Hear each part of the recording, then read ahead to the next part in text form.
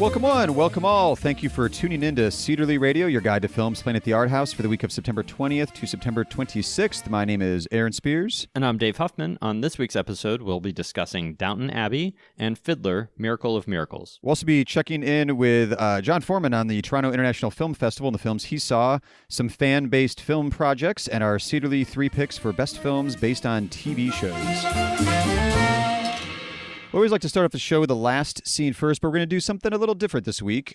John Forman, the president of Cleveland Cinemas, is back from the Toronto International Film Festival, and Dave sat down with him to talk about his last scene films, which were all at the Toronto Film Festival.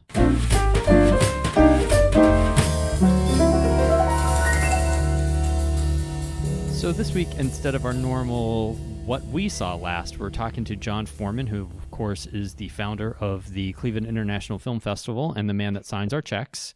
And he was just freshly back from Toronto, where he saw, I think, 18 films. Is that right, John? I saw 18, yes. But by the way, that's not the way you should watch movies. You should not watch movies 2 and 3 or 4 in a day back to back, because a lot of these films require, well, they don't require, but if you like movies, as I know we all do, it's nice to be able to sit back and process them. But yes, I did see 18 films. Yeah, well, that's a decent number. Yeah. You weren't there for the entire festival either, so you did see quite a few.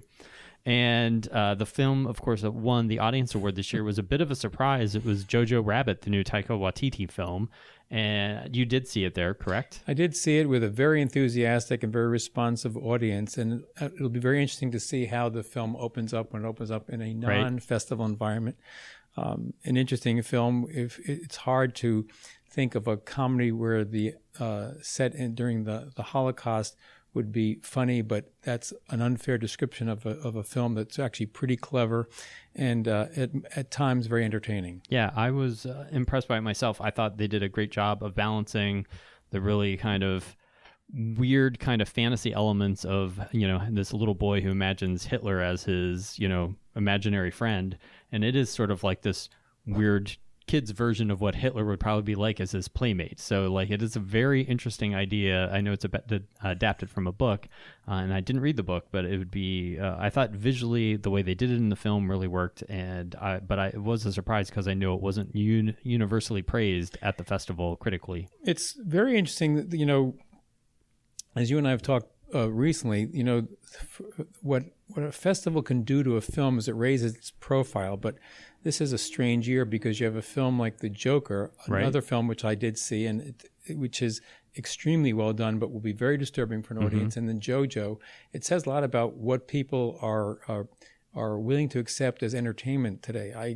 I hope these films work. I hope audiences do their homework before they go in so they know what they're about to see. But it's an interesting time. I think it's almost a little frightening. This is a statement of the times we live in. Right. So. Well, for The Joker, which of course won the Venice Film Festival Award, after that won that, we talked a little bit on the podcast about maybe that'll be the first sort of superhero-like film that actually plays at the Cedarly. And I know that there was discussions. Do you know if that is or isn't going to be coming here yet? It has not yet been confirmed. We're pursuing it along with many other people, and I think it would play very well at theaters like the Cedarly, but it'll also play very well at all the commercial mainstream theaters as well. Yeah, it's interesting though to have sort of an art house superhero movie, supervillain movie, if you will. But I know that his performance alone is probably a reason to see it. Yeah, Joaquin Phoenix is really extraordinary in the film, and he's getting all kinds of well-deserved praise. Yeah, and for whatever it's worth, the possibility of an Academy Award nomination is certainly to be expected. But again, it's dark, but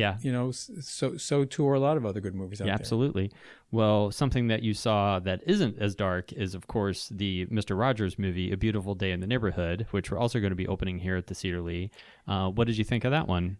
I was thinking in anticipation of having this conversation with you, if there's a film I would single out as being uplifting and fun and refreshing, and that would be it.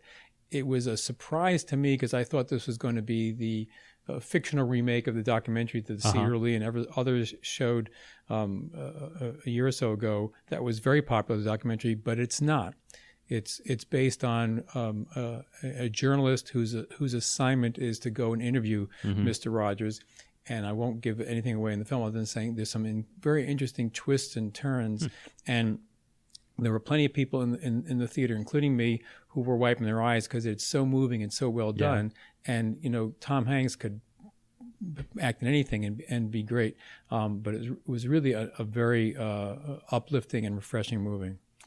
Well, another iconic performer, we'll say, is Rudy Ray Moore, who's originally from Cleveland, and you got to see My Name is Dolomite, which are going to be opening here exclusively at the Cedar Lee in mid-October. And I know that you really enjoyed that one as well. What did you like about My Name is Dolomite? Dolomite is my name. Sorry, Dolomite is my name. It was just fun. It is for those who are uncomfortable with foul language. There's a lot of it, but it's in the context of the movie. It makes fun. It doesn't use profanity for cheap jokes. It's just the way the characters in the film talk. It was just extremely well done. Eddie Murphy, who I think has struggled to find a good role ever since he left Saturday Night Live. That's not fair. He's done some very good movies. He is a star in every sense of the word in this movie. I'm going to be careful what I say now, because I think that this is a hot topic. It was a hot topic at the film festival, that Dolomite, among other films, will be showing either shortly after or at the same time as many theaters are playing it on Netflix, or if there are other films that were going to be released through Amazon Prime. I just hope that people recognize that a film like Dolomite is really much more fun and enjoyable with an audience of people laughing all over the place. The audience I was with were just in hysterics. It's good they had the volume cranked up, because otherwise they would laugh over the lines. But visually it's great. I think Eddie Murphy changes costumes 60 or 70 times. Yeah. The costuming is spectacular. Yep. So if you are tired of all the films dealing with politics like Official Secrets and all the other stuff, or just tired of the news, it's just a wonderful time at the movies. Well, cool. I know that the thing that I've been reading about, he's great, and also the costume. Someone else said that, so it could be one of those things that's an Oscar contender for some of those kind of awards in addition. So I didn't realize that you were going to be seeing the new Terrence Malick movie, but I saw that was on your list. And, I know some of his more recent films have been a little, very divisive, shall we say. But this one I've heard is a little bit more narrative driven, has a story, but it is still an epic running time. Is that correct? Yeah, that's the problem with the film. I mean, and that's a terrible thing to say, because so many films that have been playing at the Cedar Lee recently clock in at 2 hours plus, and this is just a few minutes shy of 3 hours. And as somebody who walked out next to me said, well, they should lose about an hour and it'd be a really good film. I'm not sure that's the case. And I found the film very engaging. It's very interesting, very well done, but a little long and a little plotting. And yes, it probably could use some judicious editing. Whether or not that's going to happen, I don't know. But I hope the audience finds it when it's released. And that one's called A Hidden Life. That's correct, the new Terrence Malick movie. And I saw that you also got to see the Shia LaBeouf movie that he wrote and co-stars in the Honey Boy film with Lucas Hedges. Kind of based on, I think it's kind of loosely based on Shia LaBeouf's experiences as a child actor. Yeah, another uplifting film about a child who hasn't come to grips with the fact that he was abused as a kid and is working on all these issues. Very, very well done. But again, it's disturbing, and the acting is very good. The script is very good, but a little troubling for people watching it, and people who may know people who are going through this kind of a life right now. Yeah. It's interesting to see someone like him, who was a successful child actor, certainly had his rough kind of transition into from living life in the tabloids for a while, but he's been back pretty strong this year with Peanut Butter Falcon and now this film. So he's kind of, getting a good creative footing behind him. So it's good.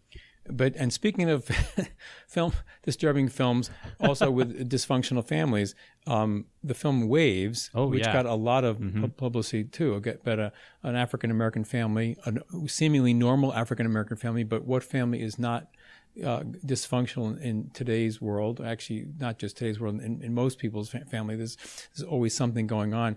And the incredible dynamic that gets thrown out of whack when something terrible happens to one of the family members, and how the family deals with it. Again, a very unsettling film, but I thought extremely well done, and I think people will respond to this one.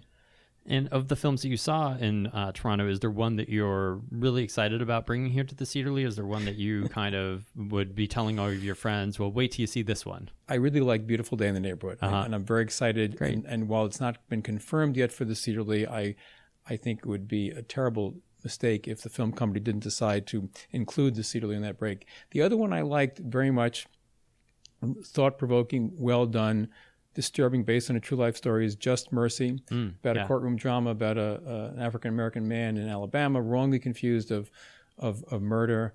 And so the film jumps back and forth between the allegations and then the courtroom drama. It's got Jamie Foxx. Jamie Foxx and Michael B. Jordan. Michael B. Jordan is plays the attorney. Fox is the accused, and some of the scenes between them are very intense. And that's also a film that clocked in over 2 hours. I didn't look at my watch until I hit 2 hours. Well, that's when you know you're watching something that's good then. Very, very, very strong film, very good performances. Okay. Well, thanks, John. I appreciate you sharing your thoughts from the Toronto Film Festival, and we look forward to hearing more from you in the future. Well, Dave, thanks very much.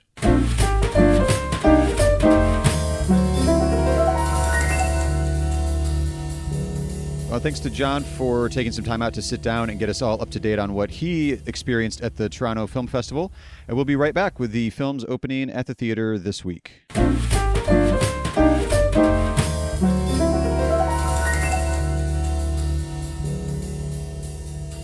Well, the first new film we're opening this week is the much-anticipated Downton Abbey film. This is from director Michael Engler. It's the continuing story of the Crawley family, wealthy owners of our largest estate in the English countryside in the early 20th century. The King and Queen are coming to Downton. What?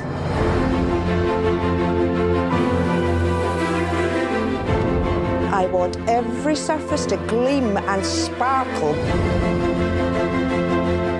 A royal luncheon, a parade, and a dinner. I'm going to have to sit down. How's it all going? Mary's got it under control. Hardly. I need your help, Carson. I'll be there in the morning, my lady. Don't you worry. As I said in a previous episode, Dave, I am entirely unfamiliar with Downton Abbey. That is sad and shocking. Sorry. It is addictively entertaining, and the film, it delivers just exactly what you want. I mean, if you like the show and you love the characters, you're going to love the movie. It is basically just an episode on steroids, you know? So right. It's great. I think that if you're at all interested in the Downton Abbey universe, you'll definitely want to make sure you catch this. And it is a treat to see it taken, you know, kind of blown up a little bit and put on the big screen. It seemed like a natural way to do it, too, because I guess I'm not totally unfamiliar. I've seen previews for the TV show during the different seasons, but it's such a visual setting, and everything like the costume. It's a traditional like British costume drama. It's gorgeous costumes, gorgeous settings. So the big screen treatment makes perfect sense for this story.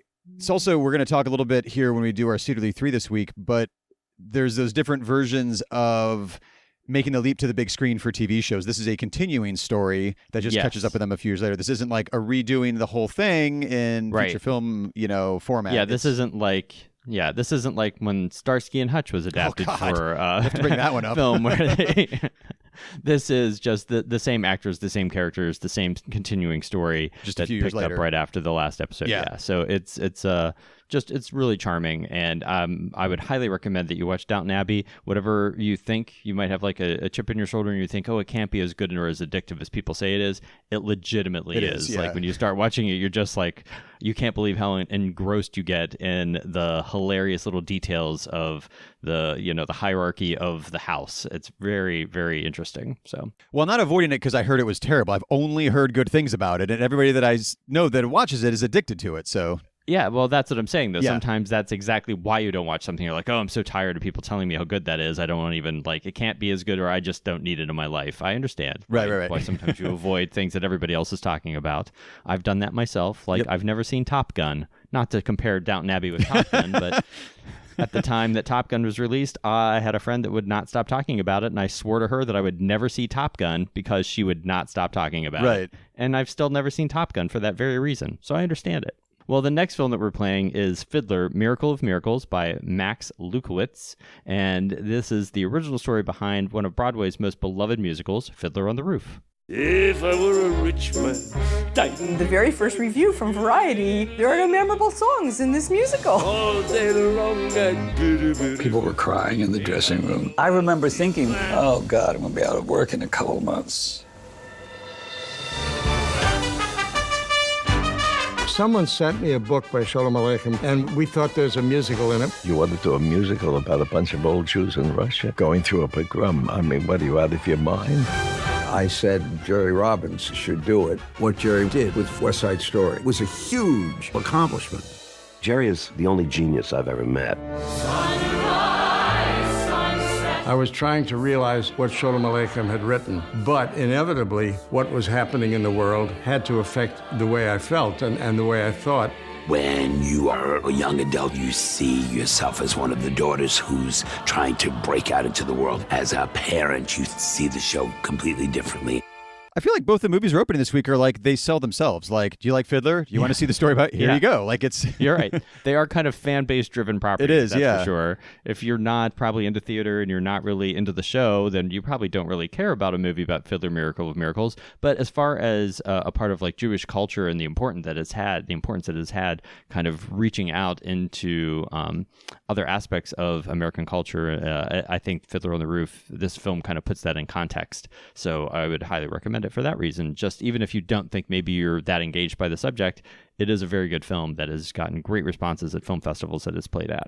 Well, it's also, even if you're just a casual fan or not that big a fan of Fiddler, it's such a essential piece of Broadway history too. Like I'm just a fan of Broadway and live theater in general. So I'm a okay fan of Fiddler, but I'm really looking forward to seeing it just because like I like a little bit more of that era of Broadway. And it was also like the era of Broadway that movies hadn't moved in and like ruined yet. Everything is like based on a movie now going to Broadway. This was not the case. Eventually, obviously, the movie was made, but... Can I ask you if your high school did Fiddler on the Roof? Not when I was there. In school? Yeah, they did a few years before I was in high school, and they did a couple years after, but I was not there for any Fiddler activity. Yeah, it's like one of those staple shows that every high school seems to do. So when I think about Fiddler on the Roof, even though I've seen the film, and obviously, you know, Tevye is like the iconic thing, I still think of the horribly miscast kid in my high school where we only had, I think, one Jewish person in our entire school, and we did Fiddler on the Roof. So it was just kind of, it's still like etched in my mind. Even my like 16, 17-year-old brain was like, this just isn't right. Like something is wrong here.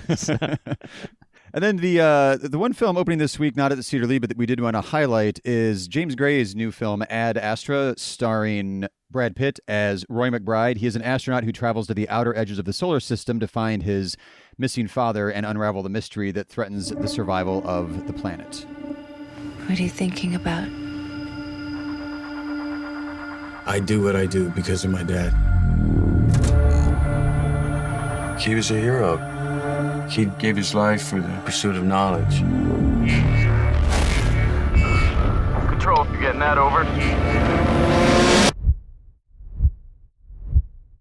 It's crazy out there. There's fires everywhere and plane crashes. They're calling it the Surge. Major, we have some highly classified information. What can you tell us about the Lima project? Its objective was to search for advanced extraterrestrial life. The ship disappeared approximately 16 years into the mission. And the commander was? He was my father, sir. This might come as quite a shock to you. Your father was experimenting with a highly classified material that could threaten our entire solar system. All life would be destroyed. We're counting on you to find out what's happening out there. So Ad Astra will be opening at Chagrin and Tower City, and I've seen the trailer. I like James Gray's work a lot. I really like Lost City of Z. That was like I think in my top 10 American films the year that came out. The Immigrant, Two Lovers, all the way back to We Own the Night. He's now one of those directors that I wasn't expecting, kind of like Claire Denis when she did High Life. I wasn't expecting James Gray to like do a large budget, science fiction story as his next film. So I'm pretty psyched to see it. But the trailer did give me like a lot of Interstellar kind of vibes. I don't know if that's the marketing team is doing that on purpose or what that is, but it definitely has those elements of what exactly is, the mystery of space, not just like someone going to space, but there's like the element the time component. His dad. His dad. Like, wait, I thought my dad was dead. Or whatever, So I haven't seen it yet, but I'm very intrigued, and I love science fiction movies, so I'm definitely going to check it out. It's definitely getting a lot of the early awards buzz for performances and director and cinematography. I did look up the cinematographer for this one, Hoyt van Hoytema. has worked with Christopher Nolan several times. He did Interstellar. He filmed Dunkirk. And you will be interested. He also was the cinematographer for the original Let the Right One In. Oh, awesome. Going all the way back. So definitely a good visual eye there, but it's first time working with James Gray, so I'm excited to see the results of that one. And we will be right back with our Cedarly 3 picks for this week.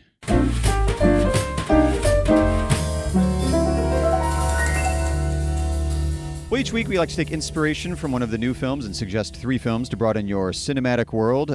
This week we took inspiration from Downton Abbey. It is the big screen, not really adaptation, but continuation of the Downton Abbey story. And I realized there are a lot of different ways you can go with a film based on a TV show. We could do, like we mentioned, that's a continuation story. You could do like the little insert within the seasons of, like Downton Abbey's already done as a TV show, but like X-Files did they did a movie right in the middle of its run as a TV show. You could do just like, what was Starsky and Hutch, like just a total reinvention of, a a total TV show. relaunching of the concept. Yeah. Do you think they wanted to get a franchise going out of that? Like do Starsky and Hutch movies? They absolutely did, Oof, yeah. God. But it was not good. Why did I see that in the theater? I think I saw it opening weekend. I don't know. Ugh.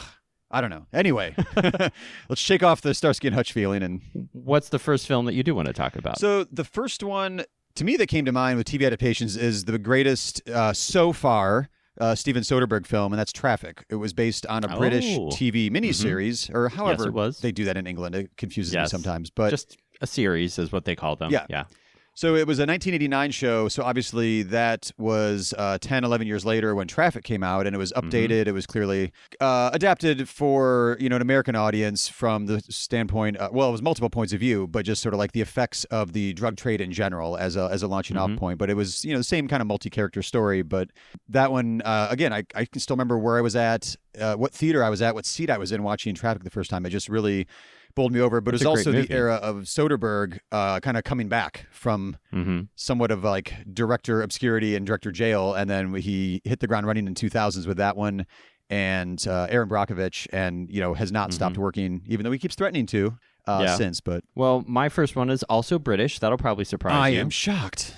And it's the Alan Partridge movie, Alan Partridge Alpha Papa, which, if you're not familiar with Alan Partridge, it's a great character that Steve Coogan has been doing for decades now over in England. Started out as a radio character, then did TV shows, and he's just this kind of really egomaniac, kind of self-important presenter, like radio host and TV presenter character, and they adapted it into this film that is literally one of the most laugh out loud funny movies I've seen in the last 10 years. And even if you're not that familiar with the character, obviously if you're familiar with the character and his kind of backstory, you get a little bit more of it, but you absolutely don't need to see it. I mean, as soon as you start it, you go, oh, this guy's just some sort of like weird blowhard.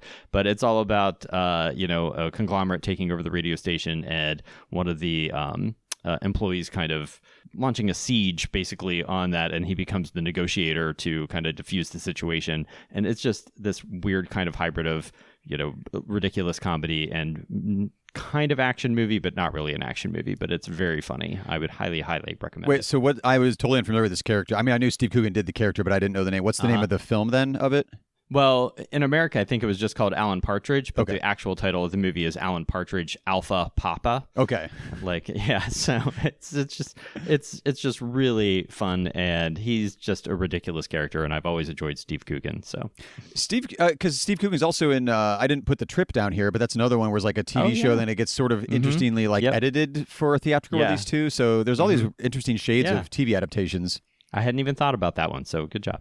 And what's your next one, Aaron? My next one is one Downton Abbey style, where it's a continuation, but having not seen Downton Abbey yet, I don't know if it works the same way as Serenity from Joss Whedon back in 2005, continuation of the TV show Firefly. I watched this one completely backwards. Like, I watched Serenity first as a film, and it made total sense to me. I was like, oh, okay, I get it. But then having seen Firefly all the way through a couple times now, it's definitely a better experience if you've seen the whole series. But I do feel, well, also, because I did it that way, you can watch just Serenity as a really high quality science fiction story and film and enjoy it immensely without having seen the show. But that was my example of like a continuation film in a TV universe. I gotcha. Well, I'm going to stick with England for one more because... Just one more? Just one more. Because just like Downton Abbey and kind of Alpha Papa to a degree, but England does seem to do more of these kind of things where they take a popular TV show because since their TV series, really a season in England is usually just 6 episodes. So most shows only run for maybe like a few series as they call them. Right. And then the people move on to something else or they don't play for like, it's not like The Simpsons that's playing for decades and decades, except for some of their soap operas and stuff like that.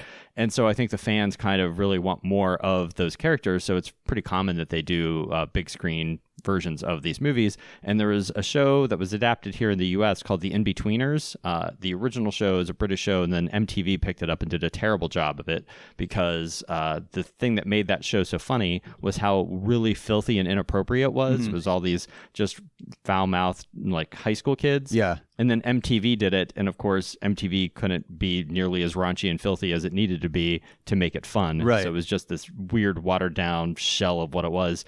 And so there's been actually 2 In-Betweener movies over in England, and it was one of the biggest hits of the year that year. It made just a ridiculous amount of money because the show was so wildly popular. Right. So again, I'd encourage you to check that out. I think the series and the movies are on Netflix right now as well. So if you've only ever heard of The In-Betweeners because of the MTV series, don't judge it for that. Watch the original British version. It's just really, really funny.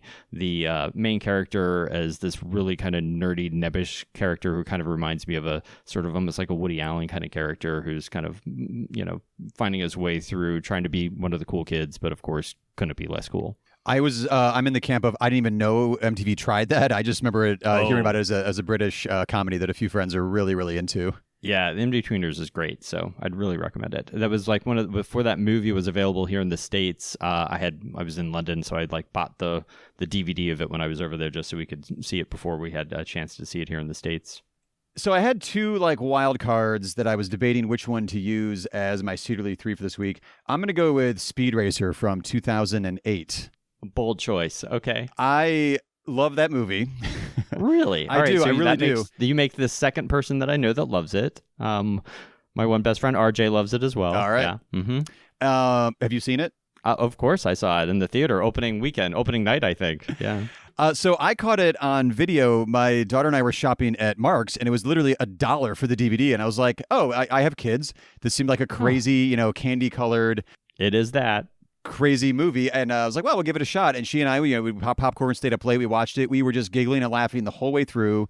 It's a fantastic family movie. It's definitely geared towards watching it with your kids. It's very simple, like moral tales. It's pretty long though for a kids. She was film. hooked. She was the whole way through. She was in with it. There's it's over 2 hours as I recall, it is. Yes, a little over 2 hours. Yeah. But again, like with my daughter, like the main character is a boy racing car. Like none of this stuff is things that were like either match her or our interests. But then we insisted that the rest of the people in my family watch it. So Kelly and my son, we watched that down with all 4 of us. They both hated it. So I don't know what to tell you. I thought it was a blast. It's got like the good, easy moral lessons that, you want to teach kids of like the importance of family and friends. Corporate greed is terrible. Find your own voice, do your own thing, be yourself. I don't know. The Lewkowicz made it back in 2008, and obviously they have a great visual eye, and it's Very visually much so. Stunning. It might be too much, I guess, visually for some people. I'm really looking forward to seeing it someday on the big screen because I only saw it here at home. Well, I think that seeing it on the big screen was the way to see it. So for sure, I'm sorry that you missed that if you loved the movie. Right. But it's also such a weird adaptation for this one. Like it took, a hit animated show and didn't do an animated version of it. They did a live action version of it. Were you familiar with the original Japanese show that it's based on? Yep. Had you watched that? Oh, okay. Hate it. Okay. I remember around it as a kid, and I was just like, it was one of those shows like I wouldn't even watch it as a kid. It was just like, oh no, we loved it. I loved that when I was growing up, and then so maybe that was it. Like I loved the show, so when I saw the movie, I was like, meh, I just didn't care for it too much. It could be. Well, keeping with the theme of foul-mouthed children, the next film I was going to talk about was South Park: Bigger, Longer, and Uncut, the great musical big screen version of the South Park TV show, which I remember I was working for a different company at the time, and when that movie opened up, parents were just bringing in like little kids. Oh, it's a cartoon. We'd have to like warn them. Was like, just so you know, this is an extremely hard rated R film, and maybe you don't know what you're taking your kids to see. And some of them, I remember one mom like, no, it's fine. And then like about 10 minutes in, she like took her kids out. She's like, oh, okay, I see what you were saying. I'm like, yeah, I was gonna say they tell you right away with that movie, like, hey, this is not for kids. Yeah. Right.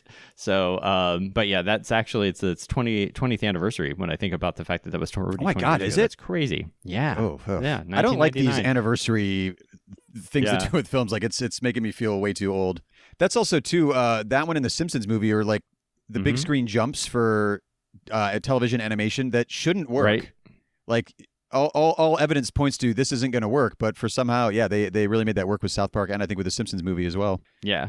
Well, next week's episode, we will be discussing 3 films that are right now opening. That is Miles Davis, Birth of the Cool, Judy, and Aquarella. So next week's Cedarly 3 is inspired by Renee Zellweger and her new Judy biopic. Our topic will be cinematic comebacks, because we haven't really seen a hit film or had a highly anticipated Renee Zellweger role in quite a while. So we're going to take a look at cinematic comebacks. Submit any picks you have in that category at Cedarly Theater using the hashtag Cedarly3, the number 3.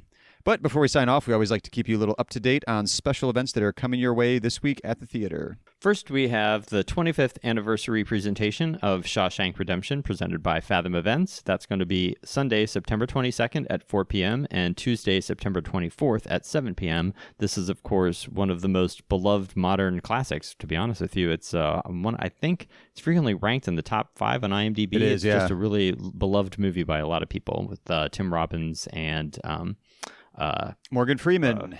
Thank you. Why am I blanking on Morgan Freeman's name all of a sudden? Yeah. Shot locally here in Ohio at the it truly was supposedly haunted Mansfield Prison. Yes. Mm-hmm. Potentially haunted Mansfield Prison. We're also showing the Fathom event, which I'm sure a lot of people are looking forward to. The Friends 25th anniversary is billed as the one where... Is that how they're doing that one? With it's the one with the anniversary. The one with the anniversary, yeah. I always forget the naming conventions for them. But that is on Monday, September 23rd at 7 p.m. And this is the first of what's going to be a 3-night event for the Friends 25th anniversary. Each of these nights has a different lineup of 4 classic episodes of Friends. So when we're talking about big screen adaptations of TV shows, here's just a beloved TV show that hasn't been adapted to the big screen, but's coming back to play on the big screen. It's a good point. I wonder at like the height why they never did a Friends movie. Probably because it would have cost too much money. Oh, that's true. Probably that's right. Wanted, like, I forgot about the wild salaries they had there. As always, thank you for tuning in to Cedarly Radio and lending us your ears this week. All the music heard on the show is original music written by Grant Heineman and performed by the New Heights Jazz Ensemble, used with their permission, of course. Visit clevelandcinemas.com for correct showtimes and to purchase advance tickets. Also, there are links in the show notes. You can use those if you'd like as well. Follow us on Facebook, Twitter, and Instagram. We are at Cedarly Theater, spelled with an R-E at the end because we're fancy like that. Don't forget to subscribe to the show wherever you find your podcast, and while you're subscribing, leave us a rating and review, or better yet, tell a fellow film geek about the show. We'll see you at the movies.